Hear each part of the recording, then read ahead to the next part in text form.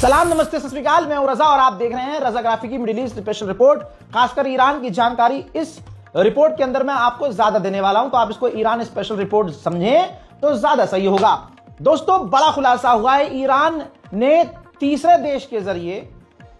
देश के जरिए सीधी धमकी इजराइल को दी है। सीधी कहा है कि अगर आपने हिजबुल्लाह को इससे ज्यादा छेड़ा और अगर हिजबुल्लाह से जंग आपने इससे आगे बढ़ाई तो याद रखना, ईरान पूरी ताकत से तुम्हारे साथ जंग में उतर आएगा। कहने का मतलब यह है कि जो इजराइल कल तक दुनिया को धमकी देता था, आज ईरान उसी इजराइल को सामने से धमका रहा है। दूसरी तरफ इंटरव्यू के दौरान ईरान के राष्ट्रपति पेजेश्कियान ने कहा कि इस वक्त हम पूरे यूरोप, साफ कहा है, we are in an all out war with combined forces of America, Europe and Israel. यानी ईरान के राष्ट्रपति ने कह दिया खुल्लम खुल्ला कि यूरोप, इजराइल और अमेरिका की कंबाइंड, ये सब मिलकर इकट्ठा हैं और हम इनसे लड़ रहे हैं, हम जंग में हैं। उन्होंने कहा कि उन सबको उम्मीद थी कि सरकार पलट जाएगी, देश के अंदर उत्पात मचेगा, लेकिन ऐसा नहीं हुआ। उस 12 डेज वॉर के बाद अब हमारा मुल्क, हमारी फौज, हमारी सुरक्षा की चीजें, हमारे डिफेंस सिस्टम पहले से ज्यादा एक्यूरेट और मजबूत है। ईरान के राष्ट्रपति ने यह भी कहा कि एक वक्त जब इराक से जंग हुई थी, आज की सिचुएशन उससे ज्यादा खराब है और हमारी फौज IRGC पूरी तरह से हर ऑपरेशन के लिए, हर जंग के लिए तैयार है। نیروهای نظامی ما با قدرت دارن کاراشون میکنن و الان قوی تر از اون زمانی هن که اینا حمله کردن از نظر تجهیزات، از نظر نیرو، علیرغم همین مشکلاتی که داریم و اینا دارن کاراشون میکنن و اونا بخوان اگه برخورد کنن طبیعتا با پاسخ قاطع تری روبرو خواهند شد. اما من باز برمیگردم به این که اگر ما مردممون با هم باشیم، وحدت داشته باشیم، اونا اصلا مایوس میشن از اینکه بیان به کشور ما اینا امیدشون اینه، تو گفتارشون هم گفتن دیگه कि باید از داخل ये اتفاقی بیفته تا اینا بتونن। ईरान के विदेश मंत्री ने कहा कि अगर हमें न्यूक्लियर डील करनी होती, यूरेनियम एनरिचमेंट पर भी डील करनी होती, तो हम सालों पहले कर चुके होते और हमारी जंग भी नहीं होती। यानी ईरान ने साफ कर दिया है कि अब चाहे जो भी हो, यूरेनियम का एनरिचमेंट नहीं रुकेगा और हमारे परमाणु प्रोग्राम, साथ में हमारा बैलिस्टिक मिसाइल प्रोग्राम नहीं थमेगा। उधर डोनाल्ड ट्रंप ने ईरान को धमकी दी है कि अगर आपने दोबारा से न्यूक्लियर साइट्स पर काम किया और परमाणु बनाने की तरफ आगे कदम बढ़ाया, यूरेनियम पर काम किया, तो हम आपके देश में तबाही मचा देंगे, दोबारा हमला करेंगे। हजरत मोहतरम, उधर अमेरिका की बातों पर पेशाब भी नहीं कर रहा है ईरान। सैटेलाइट इमेज में आप मूवमेंट देख सकते हैं। जहां ईरान की न्यूक्लियर फैसिलिटीज है, वहां ईरान खतरनाक मिसाइल एयर डिफेंस सिस्टम तैनात कर रहा है। यानी पहले से कई गुना ज्यादा ईरान तैयारी में है। रशिया और ईरान भी कई मुद्दे पर एक साथ नजर आ रहे हैं। खासकर रॉकेट जब रशिया लॉन्च करने वाला है, तो ईरान ने अपनी एक सैटेलाइट रूस तक पहुंचा दी है, जो रूस के रॉकेट में इंस्टॉल करके अंतरिक्ष में रशिया ईरान के लिए, ईरान के सैटेलाइट को भेजेगा। उधर हड़कंप तब मचा जब बात सामने आई है कि ईरान 30 से 40 J-10 फाइटर जेट चाइना से लेने की बात कर रहा है। अब इसके बाद अमेरिका और इजराइल काफी परेशान नजर आ रहे हैं। उधर अल्लाह का करम हो गया है।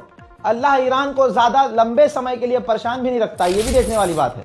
जरा ये तस्वीर देखिए, जो डैम सूख गए थे, पूरी तरह से सूख गए थे, एक कतरा पानी नहीं था यहाँ पे। अब वो डैम दोबारा से भरने लगे हैं। अब इलाकों में पानी नजर आने लगा है। अब ये आपकी दुआओं का असर है या अल्लाह का ईरान पर रहम, आप सोचें। वैसे तो सारे अरब देश फिलहाल खामोश हैं, कुछ कुछ देश बोले हैं, लेकिन ईरान भी सोमालिया के लिए बोला है।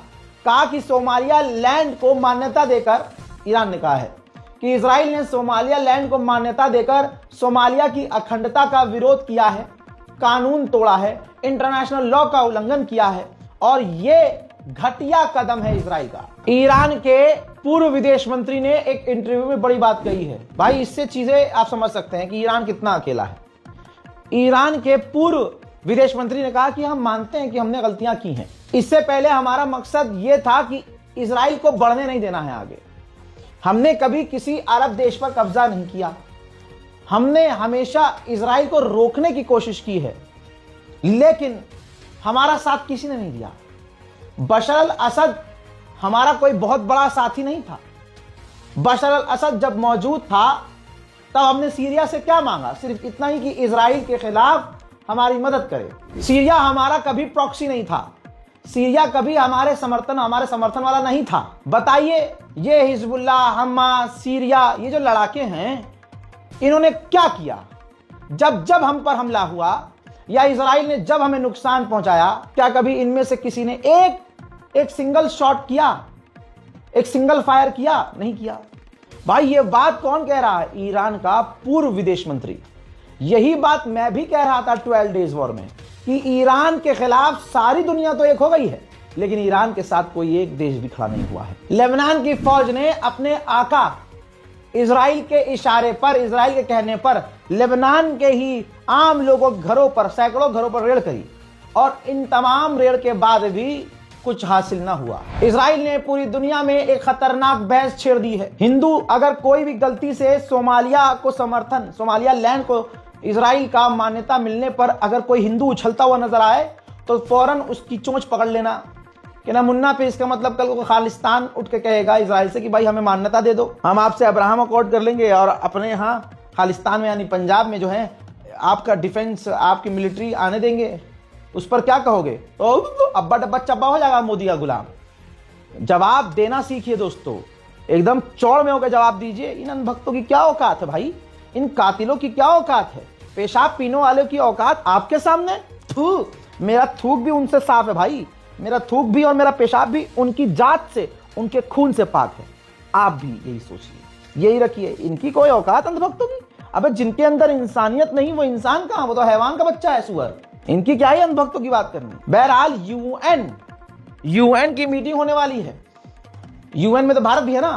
अब इजराइल ने सोमालिया लैंड को मान्यता देकर बवाल इतना बड़ा कर दिया कि यूएन की मीटिंग होने वाली है इस मुद्दे पर कि आखिर इजराइल ने अकेले ये गैर कानूनी तरीके से सोमालिया लैंड को मान्यता कैसे दी। वहीं यह बात हकीकत है कि इजराइल का प्रधानमंत्री नेतन्याहू गाजा में पीस चाहता ही नहीं है, वो डील कर ही नहीं रहा है, करना नहीं चाहता, ड्रामे हैं उसके। रिपोर्ट के मुताबिक डोनाल्ड ट्रंप के जो करीबी ऑफिशियल हैं वो नेतन्याहू से काफी ज्यादा नाराज हैं क्योंकि वो डील एग्रीमेंट गाजा का फॉलो नहीं कर रहा है और गाजा के हालात खराब कर रहा है। यानी इजराइल का प्रधानमंत्री नेतन्याहू गाजा में हालात फिर से ऐसे बना रहा है जिससे दोबारा से नरसंहार हो, और डोनाल्ड ट्रंप के नेताओं को यह बात पसंद नहीं आ रही है।